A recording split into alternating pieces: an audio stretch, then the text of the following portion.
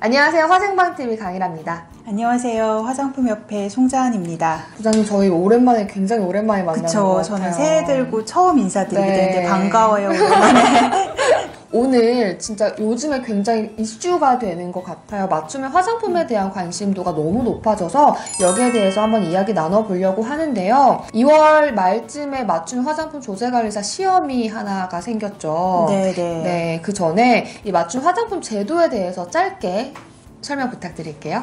저도 요즘 맞춤형 화장품이라든지 아니면 맞춤형 화장품 자격시험에 굉장히 많은 분들이 관심을 가지고 계시는 것 같아요. 네. 그래서 이 맞춤형 화장품 제도라고 하는 거는 식약처에서 이제 3월 14일부터 시행될 예정인데요. 네. 이제 맞춤형 화장품 하면 일단 고객의 개인의 취향이라든지 네. 아니면 고객의 피부 특성에 맞춰서 그 맞춤형 판매장 등에서 그러니까 혼합이나 소분을 통해서 고객의 특성에 맞는 제품을 제공하는 거라고 보시면 될 것 같아요. 네. 그래서 쉽게 예를 들자면 내 피부 색깔에 꼭 맞는 21호와 23호의 중간의 파운데이션을 제공해 준다든지 네. 아니면 립스틱 색깔도 마찬가지고 향수 같은 경우도 내 취향에 향을 좋아하는 향에 맞춰서 제공해 준다든지 네. 아니면 요즘은 이제 3D 기술을 이용해서 내 얼굴 크기에 꼭 맞는 마스크팩을 제공해 준다든지 이렇게 네. 자기 개인의 취향이나 아니면 어떤 피부 특성에 맞춰서 제품을 제공해 주는 걸 이제 맞춤형 화장품이라고 이제 넓은 범위에서 말씀드릴 수가 있고요. 네. 근데 이제 이 맞춤형 화장품이라고 하는 거는 기존에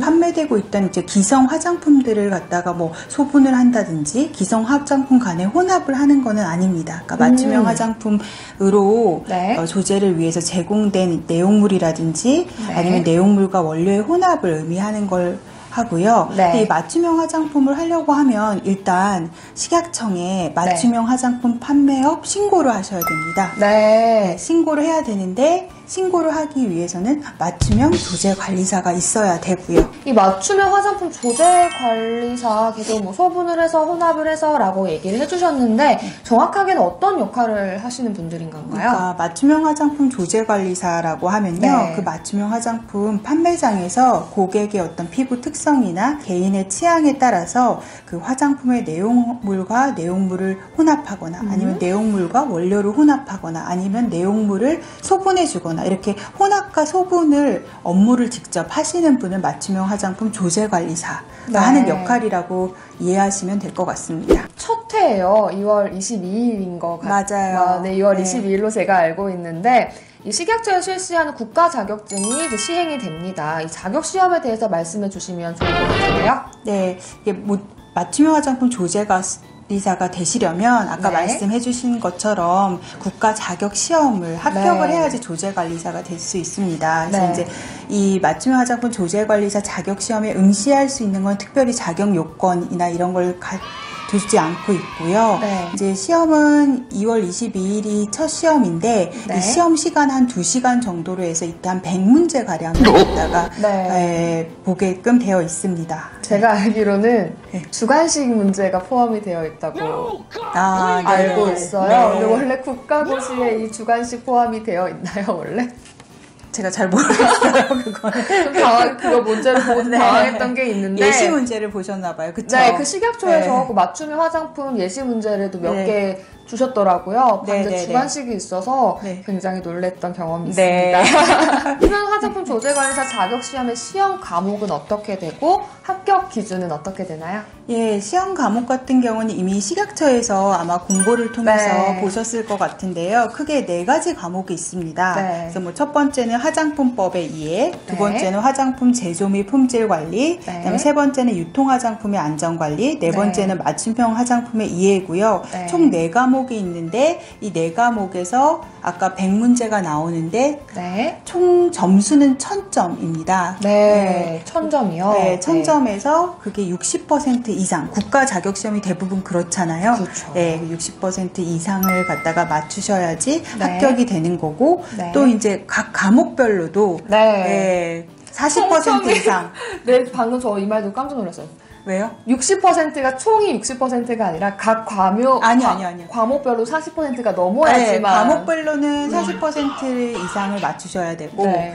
총 봤을 때는 네. 60% 이상. 자격 시험을 보려면 어떤 공부를 해야 되는지 총 4가지가 나와 있다고 하셨어요. 일단 저도 이게 첫 시험이고 식약처에서 이제 네. 공고한 거를 기준으로 했을 때 네. 저도 잘은 알 수 없지만 제가 만약 시험을 준비한다면 네. 이렇게 이런 점을 갖다가 공부를 하겠다라고 해서 이제 그걸 참고로만 해주시면 될 것 같습니다. 그래요? 일단 화장품의 이해 첫 번째 과목을 보시면 네. 대부분이 아주 간략하겠지만 화장품에서 기본이 되는 화장품의 정의, 그다음에 화장품의 유형, 화장품의 입법 취지, 그다음에 이제 화장품의 영업자의 종류, 그다음에 화장품 영업자의 종류 같은 경우는 크게 3가지 종류가 있습니다. 네. 간략히 말씀을 드리면요. 네. 뭐 화장품 제조업, 그다음에 화장품 책임 판매업, 그다음에 화장품 맞춤형 판매업, 이렇게 3가지 종류가 있고요. 네. 그 영업자들의 어떤 은 등록을 하거나 사전에 신고를 해야 되는데 각각 영업자의 정의가 무엇이고 그다음에 이제 등록이나 신고 대상이 어떻게 되는지를 네. 아시면 될 것 같고요. 그다음에 화장품 법령에 또 나와 있는 사항이 화장품 용기에는 소비자들의 정보를 주기 위해서 어떤 표시 기재 사항이 네. 법령으로 정해져 있거든요. 그렇죠. 그래서 표시 기재해야 될 사항이라든지 또 이제 화장품의 어떤 뭐 제조서부터 시작해서 유통 판매에 이르기까지 화장품 법령에서는 하지 말아야 되는 금지 사항이 정해져 있습니다. 네. 그래서 그런 금지 사항도 보시고 네. 그 금지 사항을 위반했을 경우에는 이제 위반 사항에 대해서는 어떤 벌칙이라든지 그다음에 처분도 정해져 있거든요. 네. 그래서 이제 큰 틀에서 주요 핵심 포인트를 보시고 그다음에 화장품 법령에 대한 이해가 조금 기본적으로 있으셔야 될 것 같아요. 네. 근데 이런 법령 같은 경우에는 주로 화장품을 기본이 되는 법은 화장품법과 네. 화장품법 시행령, 화장품법 시행규칙을 보시면 될 것 같습니다. 그렇지만 네. 처음 이제 법의 체계를 갖다 접하시는 분들은 문구를 읽거나 작구를 읽는 게 쉽지는 않으시겠죠. 네, 그러실 것 같아요. 아무래도 법이라고 하면 조금 네. 거부감이 조금 드는 네. 것도 있는 것 같기는 해요. 그래도 이제 전체적인 이제 체계를 아시면 뒤에 2번째 과목이나 3번째 과목, 마지막에 맞춤형 화장품의 이해를 하시는데도 조금 네. 더 쉽게 이해를 하실 수가 있을 것 같아요. 첫 번째가 제일 고비겠네요, 그러면. 근데 첫 번째는 보니까 일단은 기출 문제가 네. 모두 10문항 정도 네. 나오는 것 같더라고요. 네. 그래서 생각보다는 문제 수는 많지는 않지만 이 큰 틀에서 범위를 잘 알게 되면 네. 뒤 과목들을 이해하는 데 도움이 되실 것 같습니다. 그러니까 10문제 나오니까 4문제는 꼭 맞춰야 된다는. 네. 기본적으로 4문제는 꼭 맞추셔야 될 것 그리고 같은데요. 이제 네. 여기서 있는 게 화장품의 이제 품질 특성에 대해서도 네. 기본적으로 화장품이 가지는 품질 특성이 안전성, 안정성, 유효성, 사용성 이런 게 기본적인 화장품의 품질 특성이거든요. 네. 그 화장품의 기본적인 품질 특성에 대해서도 이해를 하시고 근데 네. 이 품질 특성이 어떤 것이냐라고 하는 거는 화장품학 책에 보시면 네. 기본적으로 나와 있습니다. 네. 그리고 또 하나는 이게 아무래도 맞춤형 조제 관리사분들이 판매장에서 고객의 어떤 특성이나 피부 특성이나 취향에 따라서 어떤 고객의 정보를 받아서 그것에 네. 맞춰서 이제 제품을 제공을 하는 거잖아요. 네. 그러니까 그렇게 하기 위해서는 개인정보보호법과 관련돼서 고객의 받은 어떤 정보라는 걸 어떻게 소중하게 보호하고 관리해야 되는지 그런 내용들도 이제 참고로 보시면 될 것 같습니다. 네. 두 번째는 화장품 제조 및 품질 관리, 세 번째는 유통 화장품 안전 관리네요. 이것도 한번 말씀해 주시겠어요? 예, 두 번째 과목은 이제 화장품 제조 및 품질 관리인데 네. 여기서 주로 과목에서 세부 내용들을 보니까 화장품에 사용되는 원료의 특성을 알아도록 되어 있더라고요. 네. 그래서 이제 원료의 특성이라고 하면은 기본적으로 이제 뭐 에탄올이나 정제수와 같은 수성 원료도 있을 거고, 그 다음에 화장품에 많이 사용되는 유성 원료의 종류도 있을 거고, 네. 그 다음에 이제 화장품은 주로 이렇게 쉽게 말하면 물하고 오일과 같은 기름을 혼합하는데,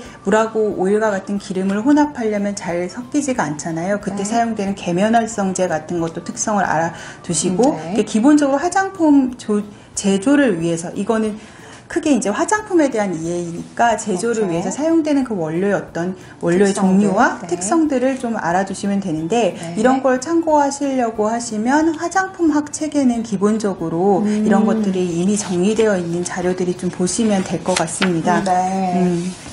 그리고 이제 또 이제 원료와 관련해서도 보시면 화장품에 사용되는 사용 제한 원료의 종류 및 사용 한도에 대해서도 이제 이해를 하도록 되어 있더라고요. 네. 이거 같은 경우는 저희가 화생방에서도 일전에 이제 우리나라의 화장품의 안전 관리에 대해서 말씀드린 적이 있는데 네. 우리나라의 화장품 원료 관리 체계는 네거티브 시스템이라고 합니다. 네. 네거티브 시스템이라고 하는 것은 화장품 제조에 사용할 수 없는 원료, 배합 금지 원료하고 네. 뭐 보존제나 자외선 차단제나 색소와 같이 이렇게 딱 원료의 리스트하고 그 원료별 사용 기준을 정해놓은 사용 제한 원료라고 하는데요. 네. 이렇게 배합 금지하고 사용 제한 원료만을 정하고 나머지 원료들은 기업이 안전성을 확인해서 화장품 제조에 사용하게끔 되어 있습니다. 그래서 이런 체계가 네거티브 시스템이라고 해서 네. 이러한 원료는 배합 금지 원료도 아시고 이제 뭐 보존제의 종류라든지 색소의 종류라든지 자외선 차단제의 종류라든지 그렇게 종류가 정해져 있는 원료에 대해서도 좀 아시는 것이 필요하실 것 같아요. 근데 네. 이 원료는 식약처에서 고시에 지정이 되어 있는 것이 있기 때문에 네. 화장품 안전 기준 등에 관한 규정의 별표 1하고 별표 2를 보시면 네. 이렇게 배합 금지 원료나 그다음에 이제 사용 제한 원료를 아실 수가 있습니다. 근데 물론 배합 금지 원료를 다 외울 수는 없으시겠죠. 지금까지 좀 속으로 네. 되게 궁금했어요. 그 많은 것들을 어떻게 외워야 되나 고민을 하고 있었을 텐데. 그래도 이제 식약처에서 예시 문제로 주신 거를 보실 것 같으면 사용 제한 원료 같은 경우는 이 원료의 특성이 이게 보존제로 사용되는 거다. 그 다음에 이제 뭐 자외선 차단제로 사용되는 거다. 그러니까 어떤 원료를 보고 익히 사용되는 원료들은 어느 원료로 사용되는 거다라고 하는 정도로 알아주시고 또 색소에 대해서는 나와 있는 것이 화장품의 색소 종류와 기준 및 시험 방법에 화장품에 사용할 수 있는 뭐 타르 색소라든지 무기 색소가 정해져 있습니다. 근데 이제 여기서 포인트가 돼서 중요한 거는 뭐냐면 이렇게 식약처에서 고시로 정한 보존제, 자외선 차단제, 색소 외에 원료는 내가 보존제나 색소나 자외선 차단제로 쓸 수가 없습니다. 그러니까 그 허용된 리스트 안에서만 네. 보존제로 써야 되고 자외선 차단제로 써야 되고 색소로 쓸 수가 네. 있다는 거죠. 네. 그래서 이런 그러니까 전반적인 화장품의 어떤 원료의 특성을 알고 그다음에 이제 우리가 법규에 따라서 지켜야 될 사항들을 이해하도록 하고 있는 게 있고요. 네.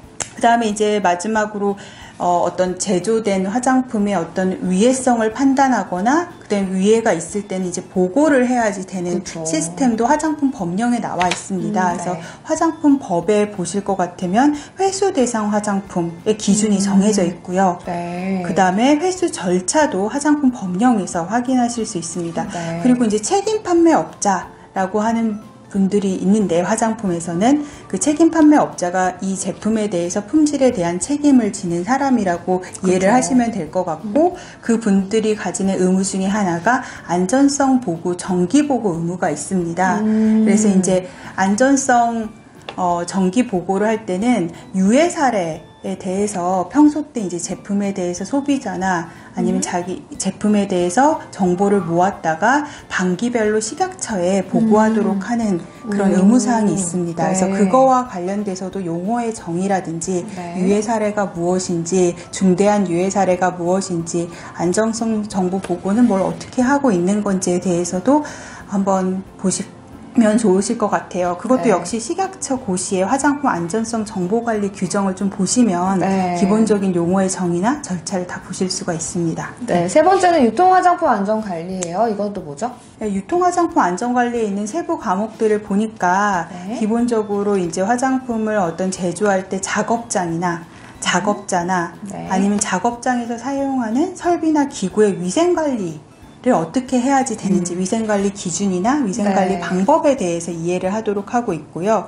네. 그다음에 이제 이러한 뭐 작업장도 마찬가지고 그다음에 작업자도 손 세정해야 되잖아요. 그쵸, 그리고 이제 당연하죠. 쓰고 난 어떤 설비나 기구 같은 경우도 뭐 세제를 이용하거나 아니면 필요시에는 소독제를 이용해서 이렇게 세척을 해야 되는데 네. 그러한 것들에 대해서 이제 좀 이해를 해야 된다는 내용이 있고 네. 요 내용은 보통은 화장품에서는 화장품 제조소가 뭐 우수 화장품 제조를 및 품질 관리를 모두 하도록 돼 있지 않고 권장사항이긴 하지만 네. 기본적인 어떤 작업장이나 작업자, 설비나 기구의 위생관리나 뭐 이런 전반적인 사항에 대해서는 식약처 고시 역시 우수화장품 제조 및 품질관리 기준을 참고를 하시면 네. 좀 이해가 되실 수 있으실 것 같아요. 네. 그리고 마지막으로 이렇게 해서 이제 제조된 제품이 화장품 같은 경우는 유통을 할 때 그 유통 화장품 안전관리 기준이라고 하는 게 식약처가 이제 규정을 했습니다. 네. 유통 화장품 안전관리 기준이라고 하면 어떤 걸 말을 하냐면 예를 들어서 쉽게 말하면 납, 비소, 수은 같은 것의 검출 허용 한도나 네. 미생물 한도 기준이라든지 pH라든지 이런 것이 화장품 안전 기준에 관한 규정에 유통 화장품 안전관리 기준이라고 다 규정이 되어 있습니다. 물론 이제 이런 건 어떤 걸 의미하냐면 화장품 제조를 할 때 이러한 납, 비소, 수은들은 다 배합 금지 원료이기 때문에 그렇죠. 제조에 사용하지는 않아요. 하지만 이게 자연이나 이런 것에 그냥 포함될 수가 그렇죠. 있잖아요. 조금이라도 포함되는 네. 경우도 있죠. 자연에서 그냥 옳는 원료를 사용하다 보니까 그렇게 되어 있는 경우도 있기 때문에 네. 이렇게 화장품 원료로는 사용하지 않지만 기술적으로 제거가 불가능해서 그 검출 허용 한도를 기준하고 있는 이게 중금속의 검출 허용 한도라든지 그러니까 네. 모든 화장품은 이 기준을 충족해야 되는 거죠. 미생물 한도라든지 pH 네. 아까 내용량 기준 같은 거를 네. 보시면 됐을 것 같습니다. 네. 이제 3개 얘기했어요. 마지막 하나가 남아있는데 네. 굉장히 내용이 많은 것 같아요. 네. 이제 마지막 이게 맞춤형 화장품의 이해가 마지막 4번째 과목인데 맞아요. 이게 배점이 가장 크고 크더라고요. 문제도 네. 가장 많았던 것 같기는 네. 한데요. 그래서 이제 맞춤형 화장품의 이해라고 하는 건 일단은 앞에서 전체적인 화장품의 이제 기본적인 이해를 했을 때 이 맞춤형 화장품으로서 이해해야 될 어떤 특성 같은 걸 좀 이해를 하시면 될 것 같은데 네. 기본적으로 일반 화장품과 다르게 맞춤형 화장품의 정의는 무엇인가 라고 하는 것부터 이제 나와 있더라고요. 세부 과목에는. 그래서 맞춤형 화장품의 정의는 이미 이제 화장품 법에 보시면 아마 이게 화장품 법은 너무 어려워하시지 마시고 법제처 들어가셔서 그다음에 이제 화장품이라고 검색창에 치시면 화장품법 시행령, 화장품법 시행규칙이 다 보실 수 있고요. 네. 또 이제 고시명도 다 치시면 보실 수 있어요. 네. 그리거나 아니면 식약처 홈페이지 가셔도 보실 수 있고 저희 협회 홈페이지에서도 법령 자료실에서 이제 다 참고를 하실 수 있는데 일단 맞춤형 화장품의 정의는 화장품법에 따르면 제조 또는 수입된 화장품의 내용물에 다른 화장품의 내용물이나 식약처장이 정하는 원료를 추가해 혼합한 화장품이다라고 되어 있습니다. 그래서 이 말은 쉽게 말하면 이제 맞춤형 화장품 조제를 위해서 제공받은 그런 화장품의 내용물하고 내용물을 혼합하거나 아니면 내용물에다가 어떤 원료를 조금 추가하거나 그런 것들을 생각하시면 될 것 같고요.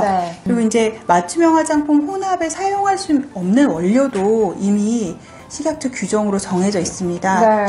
아까 맞춤형 화장품의 혼합의 한 형태가 내용물하고 내용물 간의 혼합도 있지만 내용물하고 원료 간의 혼합도 될 수 있거든요. 근데 그 원료로서 사용할 수 없는 원료는 첫 번째는 당연히 배합금지 원료 사용하면 안 되겠죠. 두 번째라고 하는 거는 별표 2에 나온 이 별표 2라는 건 화장품 안전기준 등에 관한 규정 별표 2에 화장품의 사용상의 제한이 필요한 원료 리스트에 있는 경우 이 리스트라고 하는 경우는 뭐가 들어있냐면요. 보존제라든지 자외선 차단제라든지 기타 어떤 원료에 대해서 이 함량 %까지만 사용할 수 있다는 원료 리스트가 있습니다. 그래서 이 리스트에 있는 것도 맞춤형 화장품 판매장에서는 원료 혼합할 때는 사용하면 안 되고요. 그 다음에 식약처장이 고시한 기능성 화장품의 효능 효과를 나타내는 원료도 있습니다.